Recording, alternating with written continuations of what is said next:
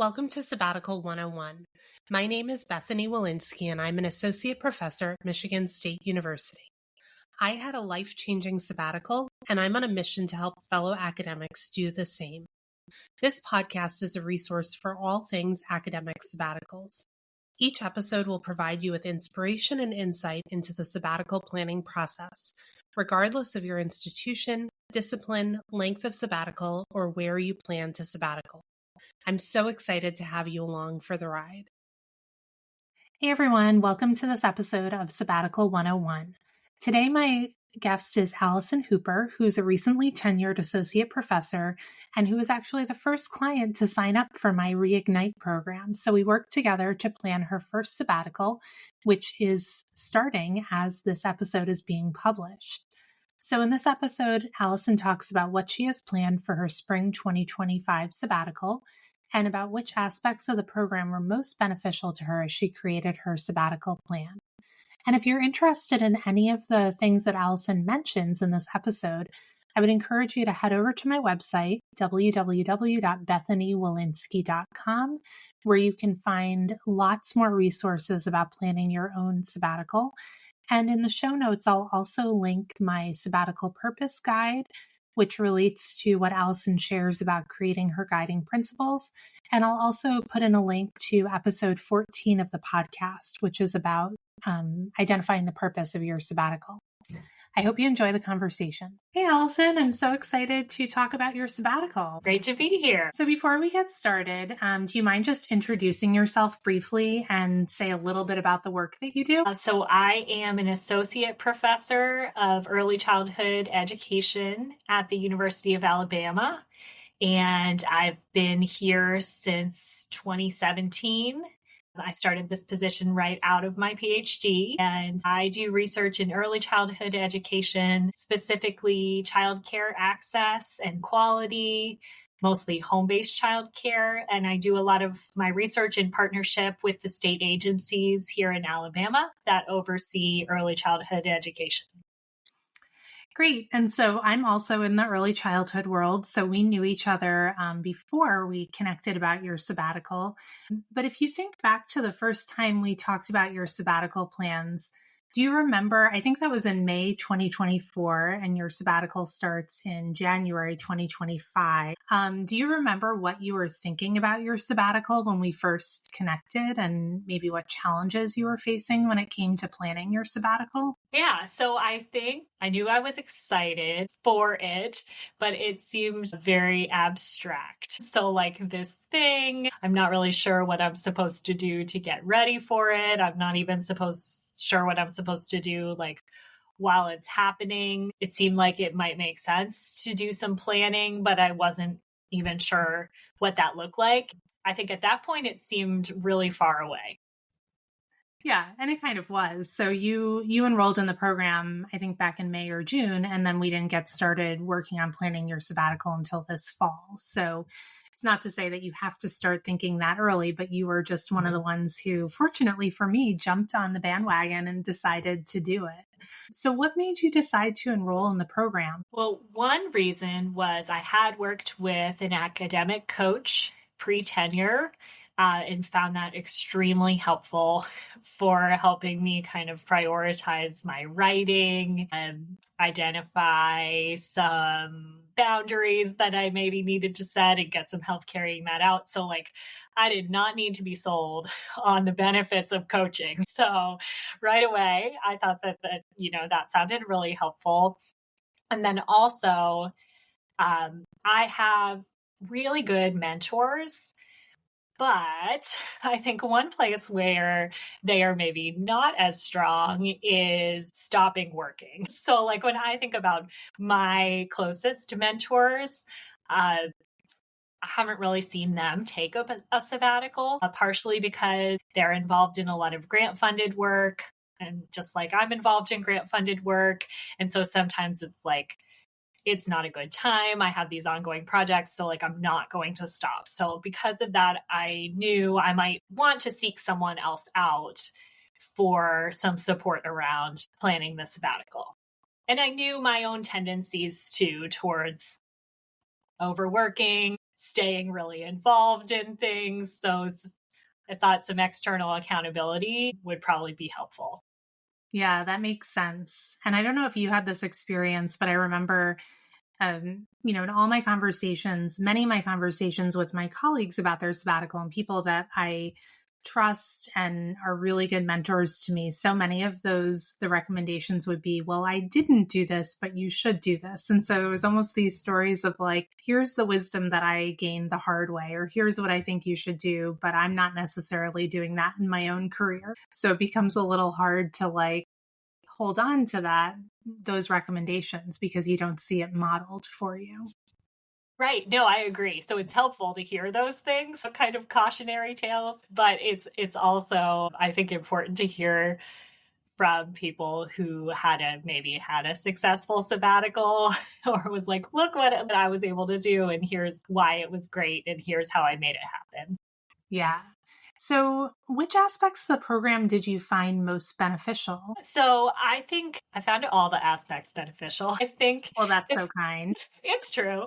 I think the coaching sessions were really beneficial for diving into some of my more like individual challenges. So to take the content, the exercises that I did in the modules, but then to really identify like, here's a part that I'm still not sure about, or that might be kind of unique to my situation. And then to be able to do some problem solving with you, for you to ask me questions to help me reflect or maybe think differently. So I appreciated that time in the coaching sessions. And I think I also, from the different modules, I enjoyed the calendar activity, definitely. So I've been coming back to that one. And I just think about like, so when I kind of mapped out my sabbatical, the first time I did it with the calendar, I forgot all the trips that I said I was going to take.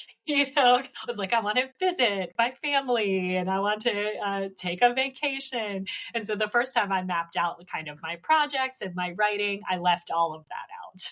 So, and then when I went back and redid it, that was really helpful for getting sort of a more realistic of, maybe I want to narrow down this list of goals a little bit or think a little bit differently. I think the part I keep coming back to the most is the sort of values or guiding principles that I set for the sabbatical. So that was pretty early in the coaching program. I think those guiding principles I use pretty much on a daily basis as things have been coming up. So like, hey, next semester, do you want to be part of this webinar? And so I think back to my guiding principles. And like, sometimes I know I say yes to things that other people might not say yes to, but they're very much aligned with my goals for my sabbatical. So I've found that piece is probably the part that continues to benefit me the most. That's amazing. And also just so gratifying to see like this idea kind of out in the world working, because for listeners who might not be familiar with the structure of the program, this is where we start. We kind of take, I think, maybe a counterintuitive approach, or just not the play. Most people, when they start planning their sabbatical, they're like, okay, what is the work I'm going to get done? What are the projects I need to do? And instead we start with thinking about like, what is your vision? What are your priorities? What do you want to get out of your sabbatical? And we translate those into a set of guiding principles. And it's just so cool to see that, that you're using those and coming back to them and using it to guide your decisions. And like you said, not everyone is going to make the same decisions or have the same guiding principles. And so I think part of the planning process, what I've seen with you and other clients that I've worked with, is just this building a sense of confidence in the decisions that you're making. Like, why you're making the decisions you're making about your sabbatical, even if they're not the same ones that your friend or colleague, or that, that I made, certainly. So that's awesome. I remember you mentioned the coaching sessions. I remember a session, I was just telling someone about this the other day when I was telling her about kind of like the work that we do in the one-on-one sessions. And I remember during the week where we talked about boundaries for sabbaticals, we went through like all of every student you work with and talked about like, what are the boundaries that need to be set, or like, what are the expectations for working with that student during sabbatical? So yeah, I think those one-on-one sessions can really lead to new insights, and I can ask you questions that are different than ones that a colleague might ask you, right? Because if you decide to do less within your department during your sabbatical, it's not adding to my workload. You know, I have no kind of vested interest in the way that a colleague or a department chair might. So definitely. Cool. So tell me a little bit about your sabbatical. What came out of this process? What does your sabbatical look like, and what are you most looking forward to? Yeah, so I think what I'm most looking forward to is a different pace for my days. And, I was thinking about how I went right from my doctoral program into a tenure track faculty position. And I remember thinking, like, when I finished my dissertation, things are going to slow down a little bit now.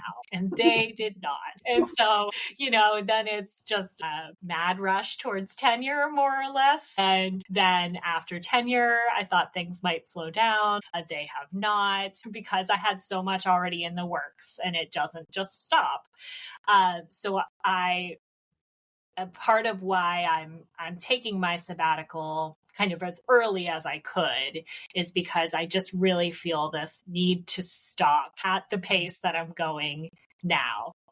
Even though I really enjoy my work, I really like all parts of my work. So I think slower pace, quiet mornings, writing, doing more things that I enjoy, hobbies. And then I do have active projects. So I'm not totally walking away from even campus or some people on campus because of these active projects. But I think like you helped me map out a way to contain that, to make progress on the things that I need to without it kind of taking over everything else. And then I'm thinking ahead to going up for full professor, not anytime soon, but thinking about how do I start to build that trajectory. So I'm really looking forward to this balance of getting work done, kind of moving projects forward, having time to think and reflect and kind of do my work more thoughtfully, and then having plenty of time for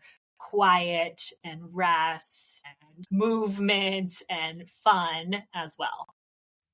Yeah. And so I think you have this great balance of like your personal priorities. And you said it's hard when you're mapping out your calendar. You're like, oh, wait, right. I forgot the trips that I want to take, right? Because I think we can get so into work mode and what's the next thing, especially when you're just coming off of that like pre-tenure hamster wheel. So I love the idea of just having sabbatical because you need to like pause. And I think one of the things that we worked on is you're involved in an incredible amount of projects, right? Because you're very successful, you get a lot of grants. And so part of what we did was kind of look at those projects and help you think about, how can you use sabbatical to kind of finish some things up so that you have fewer things on your plate as you come out of your sabbatical too. And you were thinking about how to curate those projects so that you're really going in the direction you want to be going in as you think about going up for fall. Definitely. Yeah. And I think that process of kind of curating and thinking through has already been helpful, even before the sabbatical, to take some things and be like, you know what? I don't need to finish that one. Like it's been sitting there unfinished for a while and it can stay unfinished. So like I've already found that to be really worthwhile. Yeah. And that's hard, right? I think it's so hard to give up something that you've invested time and energy in. And then it can feel so freeing once you do it to just kind of have that weight off of your shoulders. So I know that you haven't taken your sabbatical yet. You're kind of like, I don't know. I don't remember what date is it officially starting for you? Is it like in January or is it starting in December? Yeah. Thinking January, first week of January, but I'm certainly trying to like wrap everything up this week. Yeah, it's kind of the mad dash right before the winter break. So as you think about the sabbatical planning process, what's some advice that you would give a friend or a colleague planning their sabbatical? I think that it's necessary to plan the sabbatical. So which was not really something that I knew going into this. I knew I needed to tell my institution sort of, here's what I think I'll get done. But that's not the same as planning out kind of my time, my priorities. And so I think making intentional time to do that. And so for me, just knowing myself, I know that by working with you, that helped me do that. And if I hadn't done that, I probably wouldn't have taken the time. Other people are maybe better at that than I am. But I think like making time to plan is a really important piece. And then I think it really was freeing for me to realize that there's not this one right way to take a sabbatical. So that's something that I hope to tell other people as well. Like it's going to look very different for different people and that it should.